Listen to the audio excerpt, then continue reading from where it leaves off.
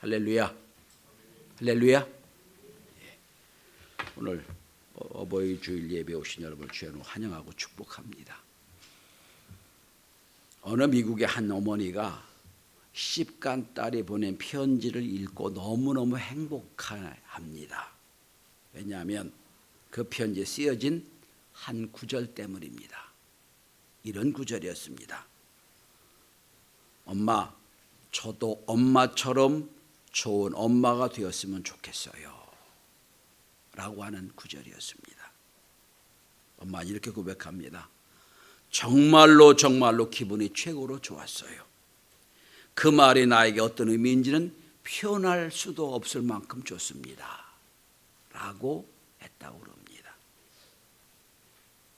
여러분, 그 딸을 길러내 시집 보낼 때까지 숱한 고생을 치렀음에도 불구하고 어머니는 그 딸의 짧은 한마디에 감동을 하고 감격해 합니다. 나도 엄마처럼 좋은 엄마가 됐으면 좋겠다는 이 말 한마디였습니다.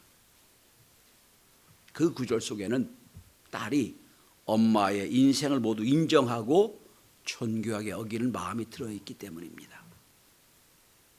그런데 여러분, 반대로 어렵게 키워서 시집 보낸 자식들이 늙은 부모에게 나 엄마처럼 안 살 거야 라고 말했다면 그만큼 불행한 일도 없을 겁니다. 왜냐하면 아무리 수고하고 노력했어도 아무리 잘 됐어도 엄마의 인생은 깡그리 부시되는 것이기 때문입니다. 여러분, 역사적으로 보면 어느 나라든지 그 나라 국력이 강성해지고 번영할 때는 어김없이 가정이 가장 귀한 가치를 갖는 거였습니다. 그런데 가정이 무너지면 나라가 무너지는 건 역사가 증명합니다. 고대 이집트가 그랬고 로마 시대가 그랬고요. 우리가 알고 있는 모든 문명이 그 무너질 때 그 속을 보면 가정이 다 해체되어 있었습니다.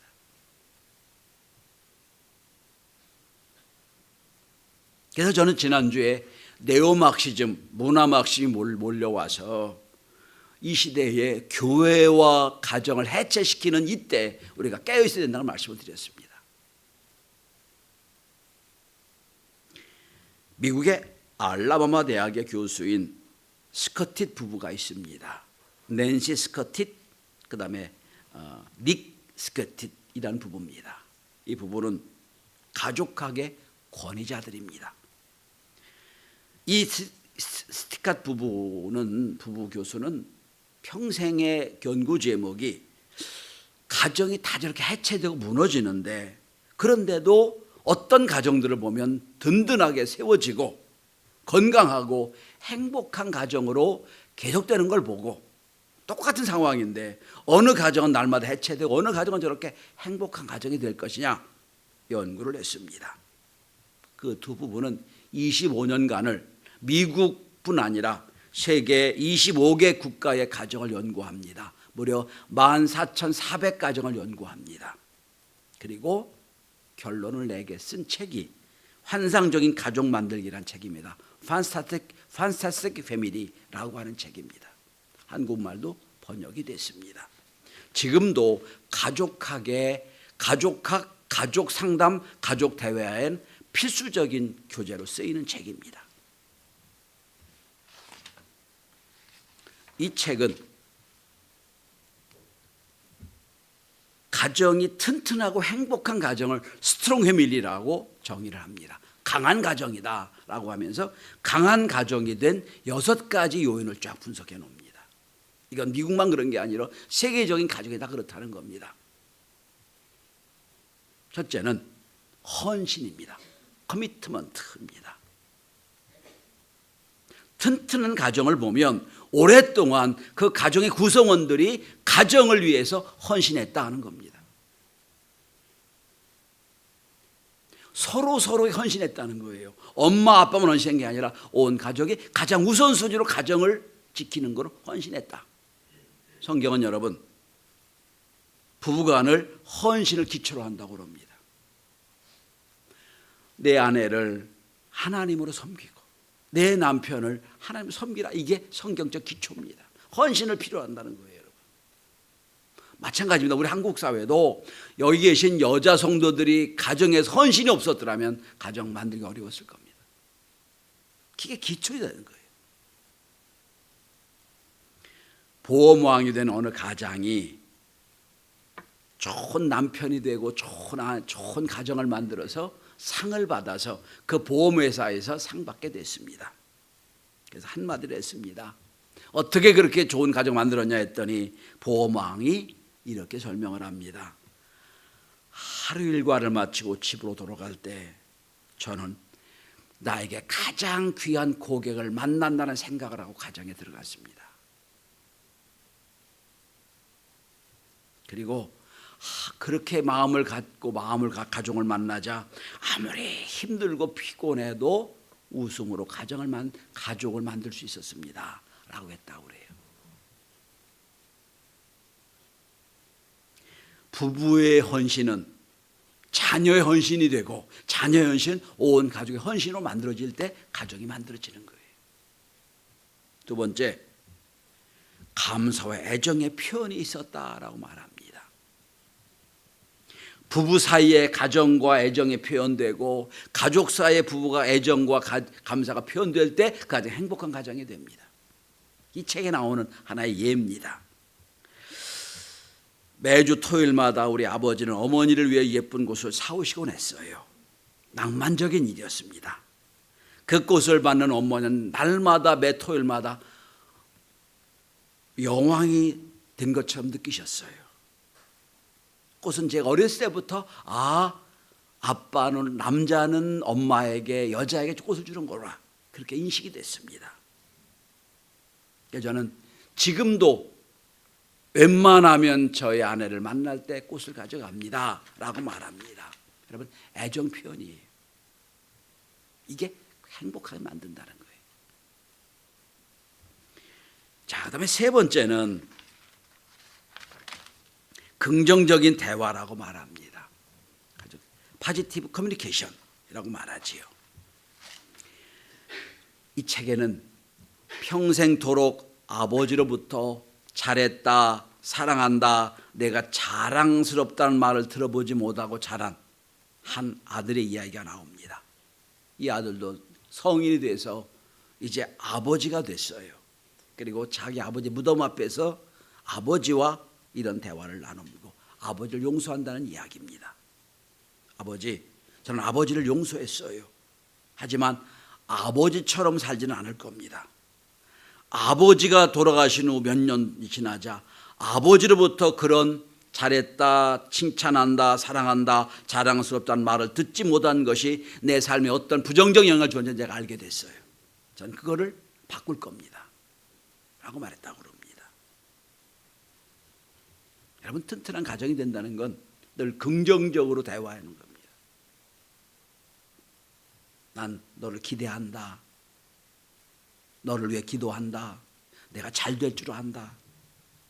이게 그를 힘있게 하는 거예요.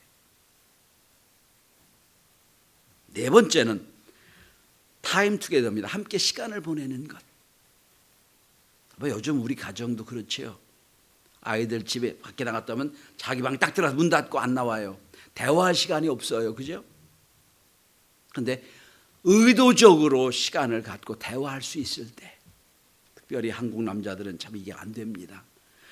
참 이 대화가 안 되다 보니까 중요한 대화를 나눠야 되는, 특별히 아들하고 아버지하고 대화하면 대화할 거리가 없어요, 여러분. 왜? 그런 훈련이 안 됐기 때문에.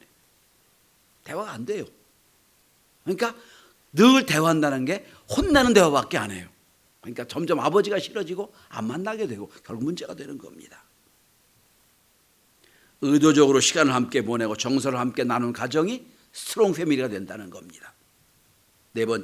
다섯 번째는 스트레스와 위기의 대처 능력입니다.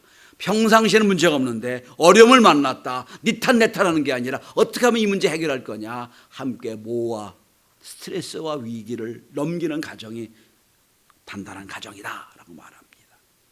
마지막 여섯 번째는 영적인 성장을 이루는 가정이었다라고 말합니다. 여러분, 예배는 영적인 성장을 가져오는 기회가 됩니다. 여러분 생각해 보세요. 같은 교회에 나가서 함께 말씀을 나누고 점심을 먹고 저녁을 먹을 때 야 오늘 목사님 무슨 말씀을 했냐 너 어떻게 생각하냐 서로 나누게 될 때 긍정적인 영적인 대화가 오가게 되고 실력이 세워지는 거예요. 이게 진짜 행복이에요. 만날 때마다 날마다 누구 돈 벌었냐 누구 어떻게 이게 말이 아니라 야 우리가 참 은혜 어떻게 은혜인지 한번 나눠보자 라고 왔을 때 영적인 성장이 있었다는 거예요. 오늘 본문으로 돌아갑니다. 본문은 솔로몬 시대에 쓰여진 말씀입니다. 수천 년이 지난 지금에도 오늘 이 말씀이 우리에게 생명이 되는 말씀이 됩니다. 왜냐하면 수천 년이 지났지만 예나 지금이나 가정의 구성 요소는 똑같기 때문이에요. 오늘 솔로몬 시대에 오늘 우리에게 권면합니다. 이런 가정을 만들어라 말씀하고 있어요. 첫째로 22절입니다. 부모의 인생을 귀중히 여기라는 겁니다. 너나 나비에게 청종하고 너 늙은 어미를 경히 여기지 말라. 여러분 능력주의 사회에서 나이가 든다는 것은 불쌍한 일입니다. 왜 그렇죠? 점점 육체적 정신적으로나 점점 능력을 잃어버리는 게 나이 드는 거거든요. 나이 아무리 능력이 있어도 나이가 드는 건 어쩔 수가 없습니다. 여기 아버지 말을 청종한다는 것은 청종하라 쉐마란 히브리 단어인데 이 말은 지적으로 동의하다 받아들이라는 거예요. 너 낳은 아버지의 말을 잘 들어라 그런 뜻입니다.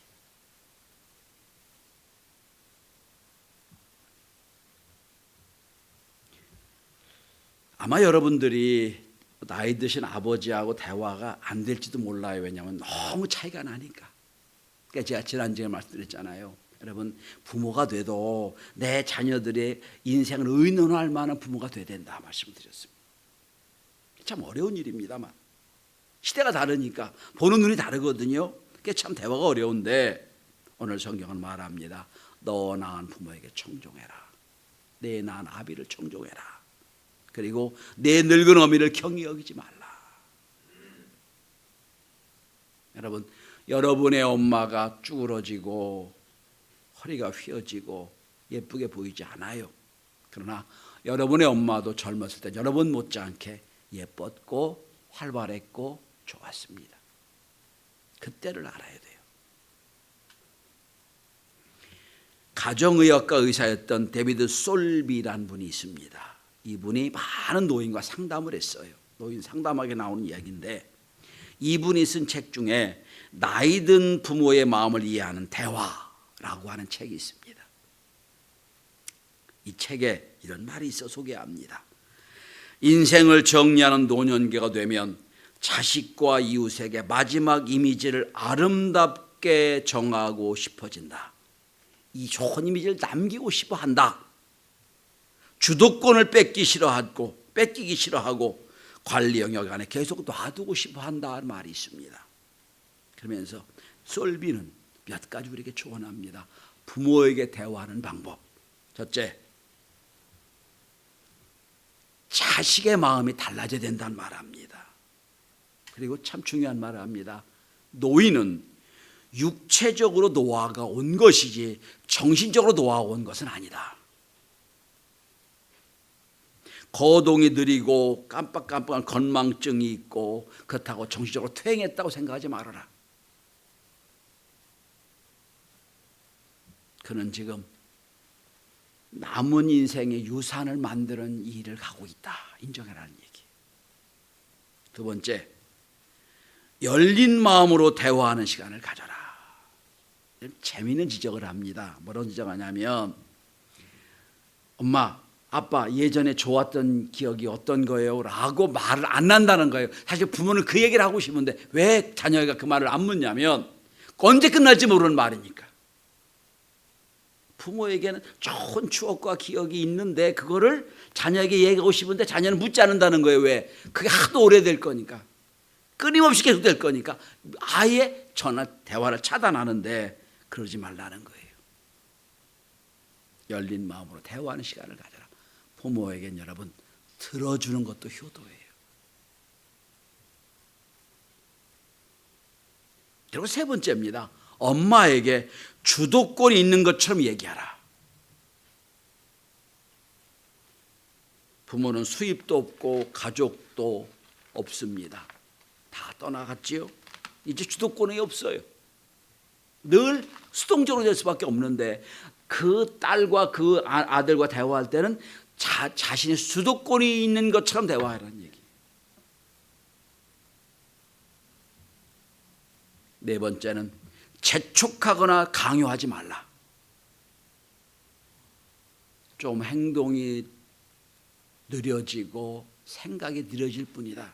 재촉하면 더 입이 막힌다 말합니다.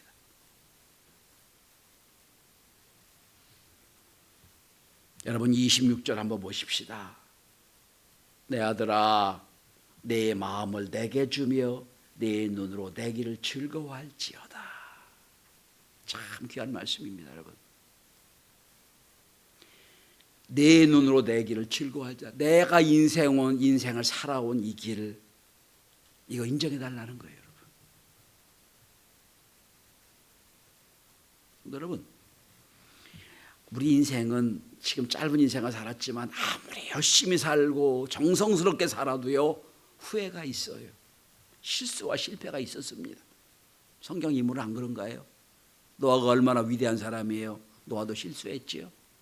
아브라함이 얼마나 믿음의 사람입니까? 그도 여러분 여러 번 실수하고 실패했잖아요. 아니 하나님이 제일 기뻐하고 좋아하는 다윗은 어땠어요? 또 많은 실패와 실수를 했지요. 의인은 하나도 없어요. 다 실패투성이에요. 근데 자식이 돼가지고 부모에게 실패하고 실수하고 잘못한 걸 지적하고 이거 잘못했다 이거 잘못했다 그러면 여러분 그 인생은 망가집니다. 근데 하나님은 여러분 실수하고 실패한 게 있어요. 다 노아도 그렇고 아브라함도 그렇고 다 다윗도 그래서 그러나 금연은 금연이고 하나님은 늘 좋은 것만 보세요. 그래서 마찬가지입니다.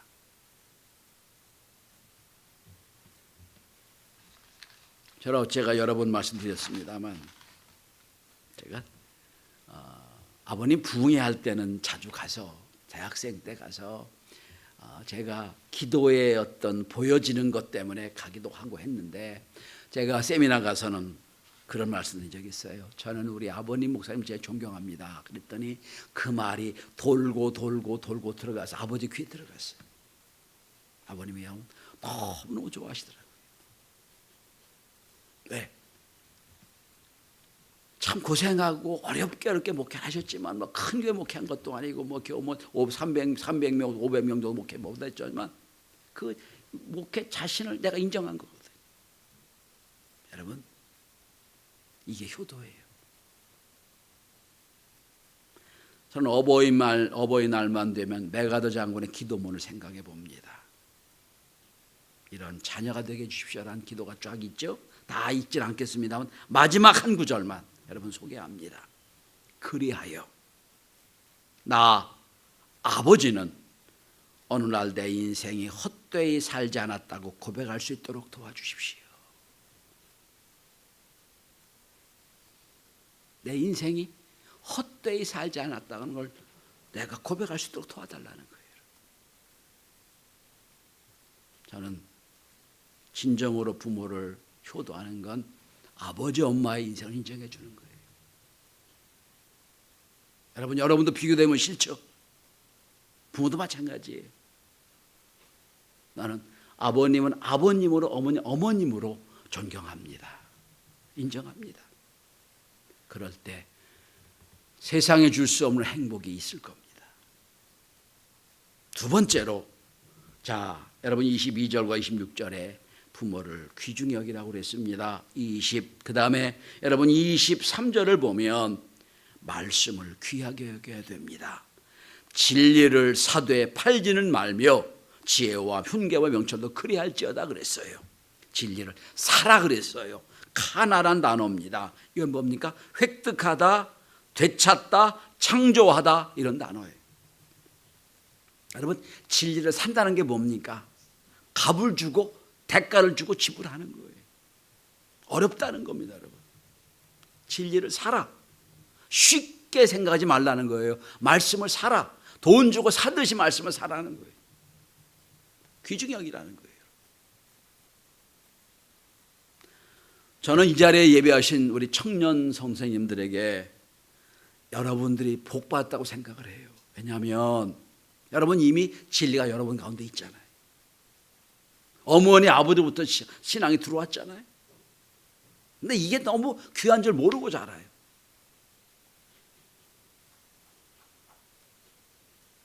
여러분 부모님들은 이 귀한 진리를 얻기 위하여 모든 걸 아는 걸 포기하고 신앙생활하는 거예요. 그렇다면 부모님들이 값 주고 산 진리, 나도 똑같은 값 주고 사야 되는데 그거 값 안 주고 살 수 있는 얼마나 감사한 일이에요. 여러분들이 부모를 통하여 예수 믿게 된 것, 그것만 가지고도 여러분 참 복을 받은 거라고 믿으시길 바랍니다. 가장 복을 받은 거예요. 가끔 이제 그 힌두교나 또한 이슬람교, 이슬람을 믿는 나라에 방문할 때가 있어요. 한 10년 전쯤이었던 것 같은데 박기수 선교사하고 말레이시아 가서 이렇게 좀 그 이슬람 회당을 구경을 하고 쭉 돌아가는데 거기는 이슬람 영적 지도자 이맘이라고 그럽니다. 이맘이 모자가 따로 있어요. 이렇게 모자가 있어서 이맘이 쭉 지나가요. 제가 그때 생각해 본 줄 아세요? 내가 저 이맘의 아들로 태어났으면 얘도 믿었을까? 아유, 끔찍하더라고요. 물론 고생하는 그 목사 아버지 아들로 태어나서 무슨 엄청 고생을 하고 힘들었지만, 야, 내가 부모를 통하여 예수 믿게 된 거 이것만 큰 복이다. 여러분, 복 받으심을 믿으시길 바랍니다. 가장 큰 복을 받은 거예요. 믿음을 돈 주고 살 수 있도록 해요. 값 주고 살아. 대가를 지불하는 뜻이에요. 그리고 팔지는 말아라. 함부로 하지는 말아라는 거예요. 여러분 말씀을 판 사람이 있죠. 가룟 유다죠. 어떻게 됐어요? 인생이 망가졌잖아요. 값 주고 돈을 값 주고 살아.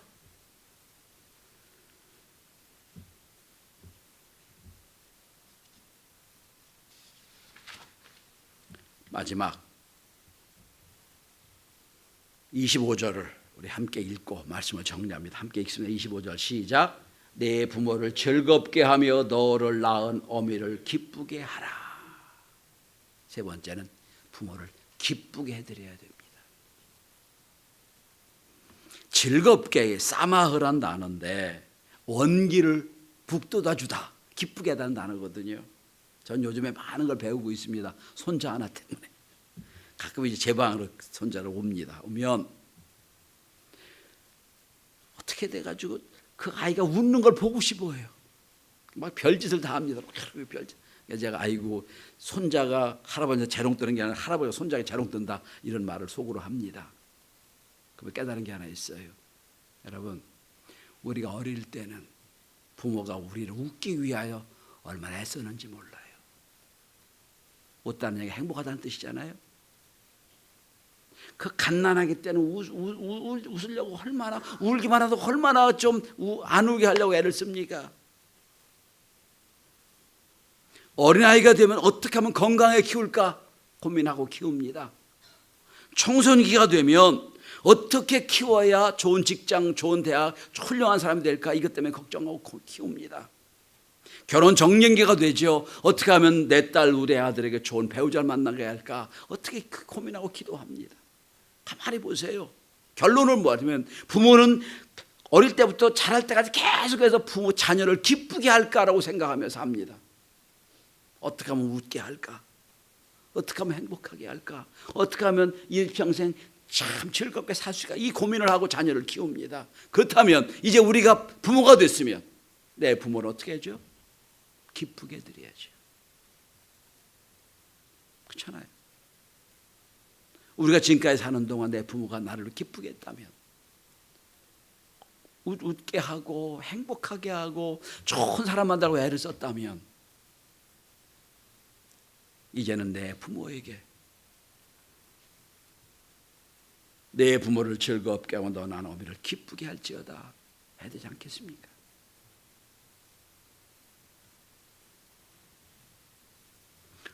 하나님도요, 하나님을 기쁘시게 하는 자를 좋아하세요. 히브리서에는 하나님을 기쁘시게 하는 자라고 딱 나오잖아요. 목회자도 마찬가지예요.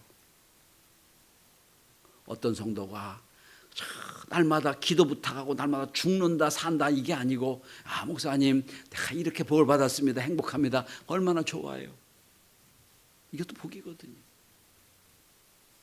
말씀의 결론을 맺습니다. 성도 여러분, 우리가 이 땅에 존재하는 건 내 부모가 있었기 때문이에요. 진정한 효도가 뭘까요? 부모의 인생을 인정하는 거예요. 아버님, 어머님이 있었기에 내가 있습니다. 부모가 지금까지 나를 기쁘게 하려고 애를 쓰고 노력했다면 이제는 남은 생에 제가 부모를 기쁘게 해드리겠습니다. 눈에 보이는 부모를 기쁘게 하는 사람은 눈에 안 보이는 영원한 우리 아버지, 어머니 하나님을 기쁘시게 할 수 있게 되는 겁니다. 어버이 주일입니다. 부모님이 시골에 계시거나 함께 살지 않는다면 오늘이라도 전화해서 엄마, 아버지 사랑합니다. 저 키우느라고 애쓰셨습니다. 어머니 사랑과 아버지 사랑 때문에 제가 이렇게까지 됐습니다. 감사합니다. 전화 한 통을 할 수 있는 따뜻한 어버이 주일이 될 수 있기를 바랍니다. 기도합니다.